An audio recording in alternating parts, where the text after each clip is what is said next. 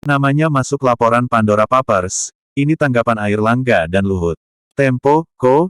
Jakarta, nama Menteri Koordinator Bidang Perekonomian Airlangga Hartarto dan Menteri Koordinator Bidang Kemaritiman dan Investasi Luhut Binsar Panjaitan tercantum dalam Pandora Papers.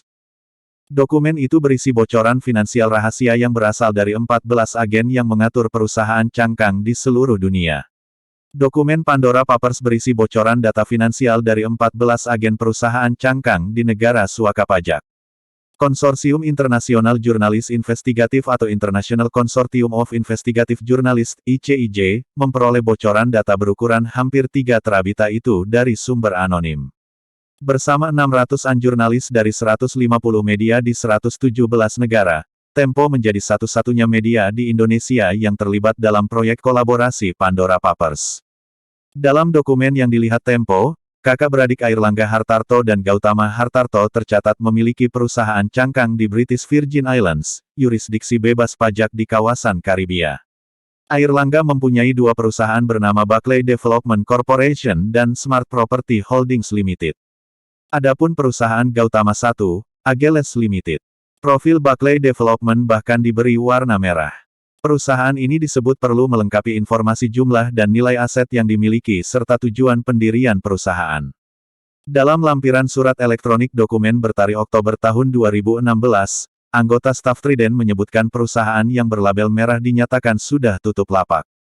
Ihwal informasi tersebut, Airlangga mengklaim tidak mengetahui pendirian Buckley Development dan Smart Property. Ia pun membantah jika dikatakan berniat mencairkan polis asuransi melalui 2 korporasi tersebut. Tidak ada transaksi itu, kata Airlangga dalam wawancara khusus dengan Tempo, tanggal 31 Agustus tahun 2021 lalu. Adapun Gautama sempat menjelaskan kepemilikan Ageles melalui pesan WhatsApp yang dikirim pada Rabu, tanggal 29 September lalu. Namun ia menghapus sebagian besar jawaban tersebut. Presiden Direktur PT Polichem Indonesia terbuka. Ini beralasan, ia bukan pejabat publik.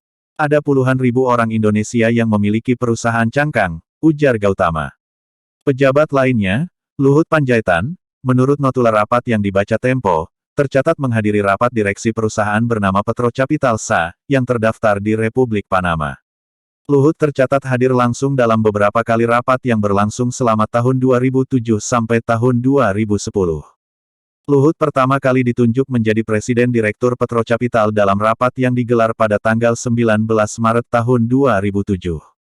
Ia dipilih bersama 2 orang lain dan berkantor di Guayaquil, Ekuador. Pertemuan itu juga mengesahkan perubahan nama perusahaan dari Petrostar International SA menjadi Petrostar Pertamina International SA. Dalam dokumen setebal 17 halaman disebutkan perusahaan yang baru berganti nama itu ditugasi memproduksi sekaligus mengangkut produk minyak bumi.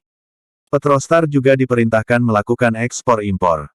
Namun perusahaan itu hanya berumur 3 tahun. Dalam rapat pemegang saham luar biasa yang diselenggarakan pada Juli tahun 2010, Dewan Direksi membubarkan perusahaan.